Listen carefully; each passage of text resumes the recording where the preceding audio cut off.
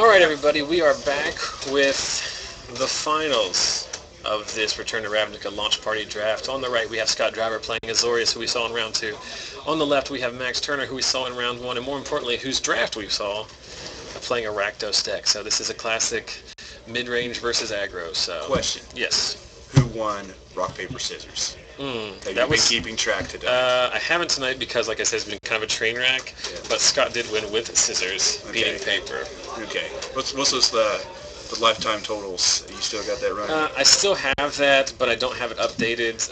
All I know is that Rock Lobster is behind. Before our chat people here get to this question, I'm going to ask, are you going to go back and update after tonight? Yeah, I do that. Okay. I'm a dork. Consistency on that must be maintained. Mm-hmm. I enjoy that every week. Look forward to see what the metagame for rock, paper, scissors is looking like right now. Mm-hmm. So we see Max with an unleashed Chainwalker on 2. Drop, and then following it up with that. What is that guy's name? I keep forgetting his name, but he's had him every round. And his in tapped or? No, it's the guy. It's the you can sack a flailer. Flailer. Oh yeah. That guy has done a tremendous amount of work. Was it Hellhole Flailer or something? Hellhole Flailer. Yes. He's done a tremendous amount of work for Max tonight. That's why this game is rated PG-13 and up, because some of these words may come out as naughty. There was a big period of time where they tried to eliminate all of that, as we see Scott play the. It's what Vickers called the reverse mole drifter. As we see another Chainwalker, and what is that thing? That is an enchantment, it looks like, and it looks like it's nasty. Whatever it is nasty because it's making Scott count damage. Pursuit of Flight. It gives it +2/+2, and he can pay blue to make it fly, which Max does not have access to. I guess he's just playing it as a pump spell. But when you need a Spectral Flight or a 2/2 effect, there you go. Maybe he has a lone island in there just for it. I know for a fact he doesn't, but we can always hope. Is that the key rune that Scott has? Yeah, it looks like it is the Azorius key rune. And what's the? He plays his other key rune. Yeah. And the glare once again is having that effect. Yeah, there. I think our glare shield has been. Well, someone has hit our camera, and it's considerably off of where I originally set it. So. These are all things I've dialed in originally. As we see Max loading up yet another Augur Spree. That card seems like to be the best possible card in the Rakdos archetype. So is he just going to wait here and see what blocks and then bend something? Oh, he Augur Spreed that to get in for 4 there, because apparently dude had 5 on his toughness. Oh, putting Scott at 1. This with the flailer. Yeah, if Max unturns with flailer, it's over. Yeah, so if Matt untaps, he will throw the flailer at Scott with its fling effect. Rakdos is a very strong, very powerful archetype, it looks like, in this format. It just hits you for chunks. Yeah. And just doesn't seem like there's nothing you can do about it. Those Augur Sprees are, we see, I mean, that's the game. Yeah, he does gamer dairy and he sacks it. Yep. That flailer, it took me about 4 rounds to figure out what it actually does, but that's a very strong card. I know that could possibly, depending on be a first pick, depending on what that pack looks like. And we've seen quite a number of Augur Sprees cast tonight, but that's the first time we've seen it as the pump effect, the get in there effect.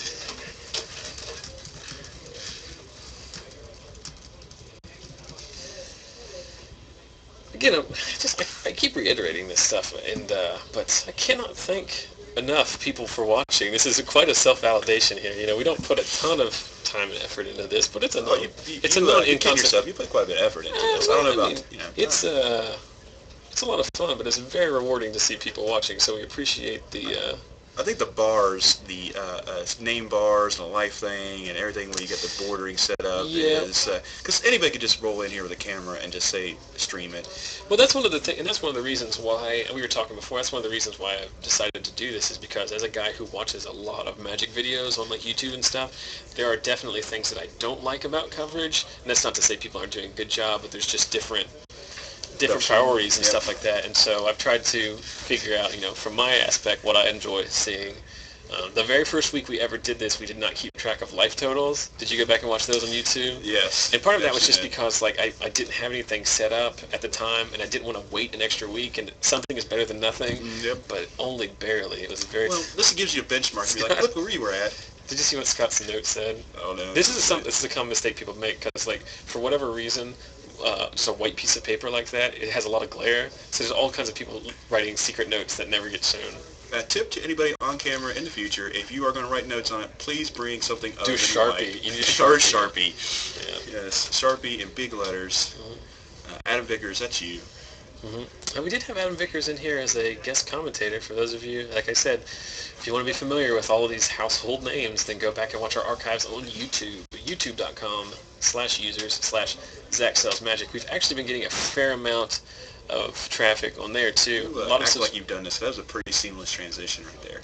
Well, I have done this a lot. This is 6 weeks of, and I cannot stress enough how much I end up talking to myself because, the last few weeks we have had Michael Taylor as co-host, who's done an excellent job. But now that we have now there's drafts and now that there's a new standard environment, he'll actually be playing a lot more than he was in the past. So it'll have to be a revolving door of people. This isn't perfect for me because it gives me an excuse to not have to play standards. So anything to keep me from playing standards. Until Goblin Guy gets reprinted or Lightning Bolt sees reprint again. That was a meme that I tried to start every week. We'd talk about standard and I'd ask if a certain card had been reprinted, like Show and Tell or Tendrils of Agony, and then Michael would say no, and I'd say I'm probably not playing standard. If they reprint Goblin Guide, I'll be there in a heartbeat. Well, we are closer to maybe Lightning Bolt being reprinted. Giant Growth got reprinted. So Lightning Bolt, I think, we're probably a couple core sets away from if they decide to go back. I don't think they like that. That card is a very good card. It's a very good card. They play it in Vintage, for goodness sakes. So, all right, and then we're back off here into game number 2. Back sitting there for I mentioned Freak. Yes, Shred Freak. I mentioned it earlier. He got 2 of those in his deck, and he passed a third early before he was really in the. He started off in a little bit like first 4-5 picks, much more controlling, a much more higher end mid-range black deck. So there's the other one. This is double Freak. If anyone, he's getting his Freak on. I know no one really cares about what my personal preference is in Magic. Certainly no one should, but that is the exact kind of Magic I like to play, which is all my guys come in tapped and attacking. That's a thing of beauty. I mean, Scott's deck is very good, but it's going to be very difficult for him to. This speed and this pace, he can't keep up. And that's the Unleashed Flyer. That's the Walker. It's Unleashed Flyer, isn't it? Maxx doesn't have access to red, so Scott may catch him here with him being. That's the Thrill Kill Assassin. It's after he unleashes, it's 2/3 Death Touch is what it is. That card right there has you can unleash it and not unleash it, and you are getting value either way with that particular card. Do you know what that card is that he just played? I think one is the Guild Mage, but the blue card looks probably the. Is that the Ophidian? The thief? Is it it's a Merfolk guy? The looter, or not looter, but the thief. Oh, I have courier. Scores backwards. This smells like an Auger Spree to me. Did Maxx have a red? He doesn't have a red. No, he is still short on red, which is. So he's giving hurting him right here. If he needed red, this could have been a blowout earlier. Giving Scott the opportunity to catch back up. Yeah. He could not have dialed his startup any better than turn 2 and turn 3 Shred Freaks against an empty board as well. Yeah, yes. I mean, those guys kind of shrink in value with some of the 2 and 3 drops that clog things up, but into an empty board, that guy's very good. Is the Detainer? Is it the 3/1 flying detain? Yep. No. And that's a Azorius charm. On top of the library. Yeah. He did draw a black land, but he still looks like he's probably short on red. And that is the 4/2 everybody sack a creature guy? No, that can't be that. He would have never played that guy in that situation. Do you know that guy? Sewer Shambler? Oh, that's the 2/1 Swamp Walker, which is not nearly as good in this instance as it was earlier in the night against Jeremy Bales, who was playing Rakdos Mirror, so and unblockable and scavenge for 3. So. This is in a pinch now. Yeah, so there's the enchantment. I forget what it's called, but it makes a 2/2 Vigilant token. It gives the creature a chance +2/+2 in Vigilance. It is a very solid card. That's just going to clog up that ground pretty solid here for Scott. He may be able to recover from this. So Maxx is still choked, of course, on red, it looks like. Go play the Throw Death Kill Touch Assassin. guy. Throw Kill Assassin, I believe it's Yeah, Throw Kill Assassin. After Unleash 2/3 Death Touch. very reasonable. Punishes you for ever thinking about blocking it. Yeah, it's just nice that it makes it makes any of those cards that make it very unprofitable to block. It's kind of like Vraska's like +1 ability. Like, not that, I mean, it's a much stronger card, obviously, but like, it's any of those effects that make it seem like, I can kill Vraska, but I'm going to lose all my guys in the process. Like, you really have to consider your resources. Scott only has the one white man. I wonder if that's holding him back at all. Well, he's got his key rune out there, so you're right. He's got 2 white, so yeah. And the key runes tap for either or they filter mana. And Maxx takes 4 there off of that. Attacks with a vigilance. So Scott may. And what's that card he just played? I'm not sure. It is 3 mana. Looks like it might be. It's a hover barrier. It's a 06 Defender Flyer. Well, that seems pretty good against Maxx as well too. I suspect probably that came out of Scott's sideboard. Maxx is attacking with the Death Toucher. Reasonable play. Seems like we're loading up another charm, maybe? Possibly. No, 3. No, going to double block. So he's going to kill both of them. Kill both of them, yeah. And so it acted like a removal spell there. But why did he double block? To kill the assassin because his he did not have enough to just straight up block and kill it. Okay. Seems good. Yeah. I didn't realize he couldn't kill it. Yeah. Oh, it's late. And it crashes in for 4 again. And This, we're at 8. this is far from over, I guess, but it's a very odd circumstance where Maxx can have the start that he have, and then to lose this game. Him getting choked on red mana. Yeah, obviously. It's obviously just affected him really, this is really hard. Prime example. It looks like he's variance. choked on an Augur Spree right now, actually. And he needs that Augur Spree in order to turn this back in his direction. Yeah, he did put down the dude, that Saxa dude. That will help him out, and that does trade out profitably, I think, with his enchanted dude. Yeah, it should be the Detain guy's 2/1 base, I think. So he takes it. Doesn't block, so he must be missing something. Well, it's flying, so that's what we're missing. And that is the Sphinx. Scott has had that every game he's been on camera. Yep. Maxx is packing it in. Yep, that Sphinx is a bomb if there ever was one. So it's only fair. I mean, that's what you want to see out of the finals of a draft, right? You want to see the 2 best decks go to Game 3.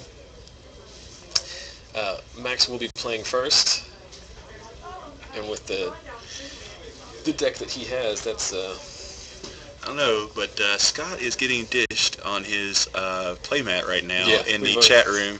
And it is kind of bland looking. He does need something on it. Scott's an old school player. But, he's bringing it way back. I think the contrast is between the playmat being so just plain and there, and then Scott's arms are colorful. And Scott has a tremendous amount of high quality ink. Yes, he does. So that's probably why it's there. While we're taking a break in the action, I've already mentioned it before, but I'll mention it again. Oops, that's wrong. Surprise! Surprise! Don't roll dice or flip coins to start your games of Magic. What is this, the turn of the century? For goodness sake, start your games the way it was meant to be, with rock, paper, scissors cards from Unglued. What, you don't have your own set? Lucky for you, we're giving them away every week. So earlier I think in the end of round 2, on my Twitter account, I tweeted about the giveaway. All you need to do is follow me at ZaxxelsMagic on Twitter, retweet that between now and the next event. So even if you're watching this after the fact on YouTube, just retweet that tweet, search it down and find it, make sure you're following me. I'll make a random drawing. When's your drawings? Once a week?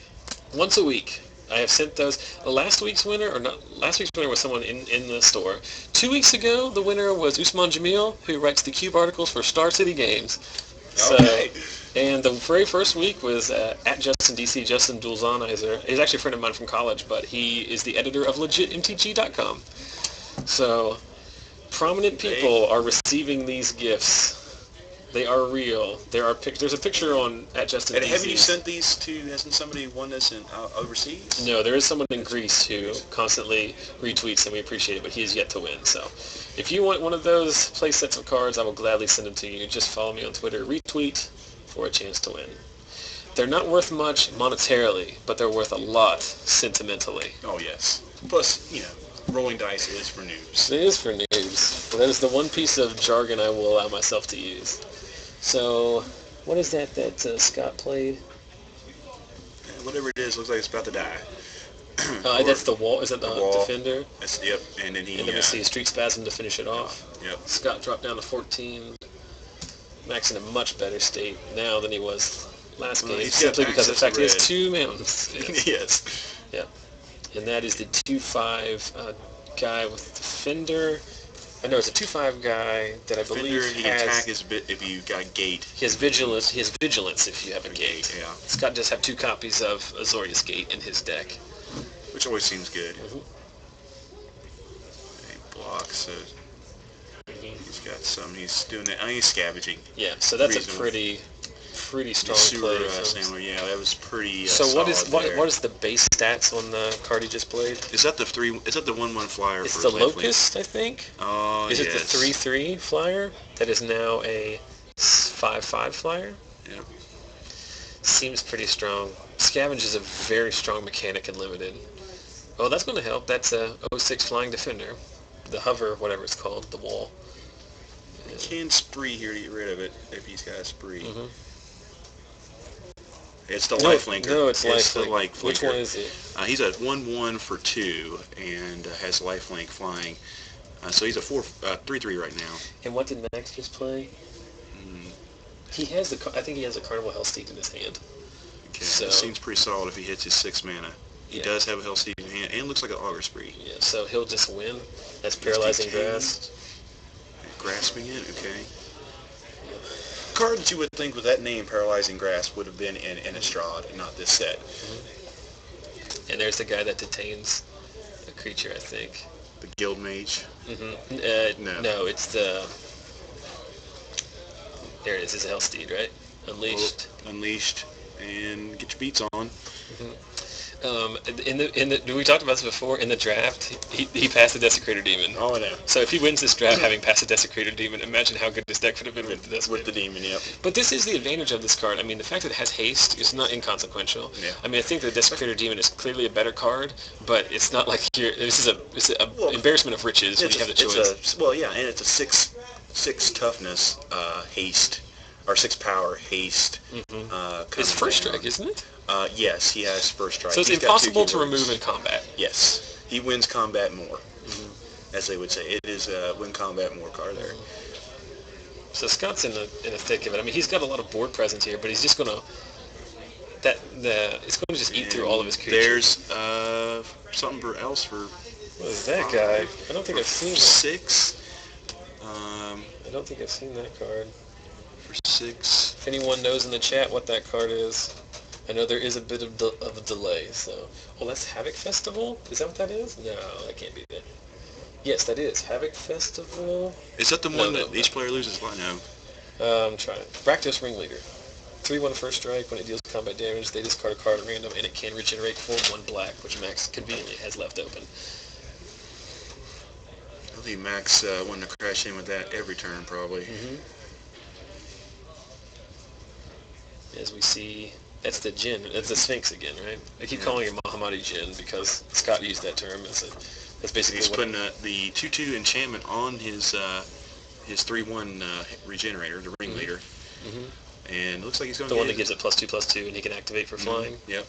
It's the pseudo-spectral flight. Right, so this is where limited becomes tough because you have to start doing combat math. So he gets in there with the 5/3 regenerator, the 6/5 Hellsteed with first strike. And what's the other one?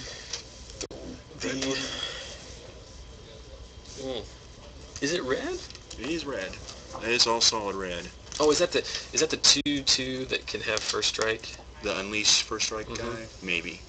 Possibly. I could, I'd have to peek to see. Yeah, so Scott doesn't take any damage, but he is eating through his creatures quite quickly at this pace. Max basically says every turn sacrifice a creature right now.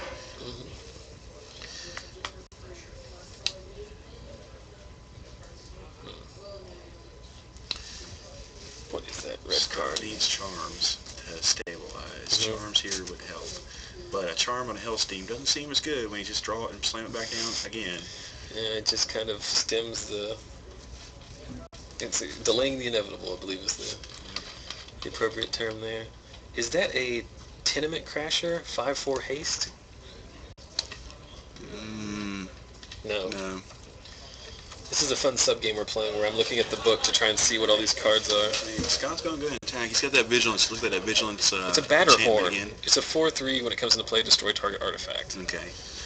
So you got rid of... Oh, that's right. One of Scott's keys are gone because he had 2 out there. Seems like a fine card. You play the Vigilance enchantment again. Still like Max's board presence here. It's still pretty solid. Between the Regenerator, the 5-power Regenerator, and the Hellsteed, I don't think there's... Like, it's just an inevitability that Hellsteed is going to chew through all of his dudes. Yeah. He'll just attack with the 2 guys that can't die. Well... is that the Flailer? It looks like it's a black card. That is a Dead Reveler. It's a 2/3 with Unleash, so it's now a 3/4. Yeah. I don't think Maxx is doing very much about blocking right here, right now. No. Well, he did not attack? Yeah, attack. Oh, because the Djinn is too big now. The Djinn is 7/8. Not the Djinn, the Sphinx. I'm sorry, I keep calling it the Sphinx. It's 5/6 based, and the enchantment gives it +2/+2. Yeah. So Maxx is hoping for Augur Spree here. Yeah, we're talking about Max's board state here. I completely forgot that Scott had the 5/6 Vigilant Flyer. And there's another key rune, which is does just serve as blockers right now, and this may Scott may just pull this out. I don't think Maxx is dead next. Oh, he drew the Augur Spree. He drew the Flailer. That's the Flailer. Okay. Oh. Yep, and he can't do nothing about the flyer. Very interesting. I thought Maxx had that for sure. But that's that power of the enchantment. What is that enchantment called? Well, it's power of Scott having just all invasive creatures, really. Once he got past the initial wave. It's that enchantment. That enchantment does a fair amount of work. What is it called? Knightly Valor. It's a 4 and a white. When it comes into play, you get a 2/2 white Vigilant Knight token, and it gives target creature +2/+2 in Vigilance. Very strong. Very, very strong card. It's not something that I would have, I will admit, it's not something I would have figured out was that strong just looking on it on my own, but very impressive. Well, that is good. Now, this is the last round of this Pod 2. Pod 1's over, so hopefully we'll have people sign up for Pod 4, and I will get the chance to get my beats on. Okay, so yeah, as we see that back here, I'm Zachary Evans, Joe Lewis, as is conveniently labeled down here at the bottom. You know, I love this right here, this little name tag thing you got going on right here, because there are times I just forget my name. Just not quite sure. It's very difficult because it has been a revolving door this week. Last week we had a lot of problems because I could not show this view in this HD because it would just, there would be like this extreme audio delay and it just looked awful. So I watched that, and my theory was that the internet was breaking every time it saw your face. So that's what I thought was happening. I can't argue. I can't argue with that. So see where comedy do. Anyway, I want to see if we can get Maxx in here because I want to talk with him about his decision to pick that Desecrator Demon. Let me see if Maxx is available for... also tell him that he needs to call Garrett, I think. Okay. Hey, Maxx. People are using our chat stream as a way of contacting players in the feature match area, so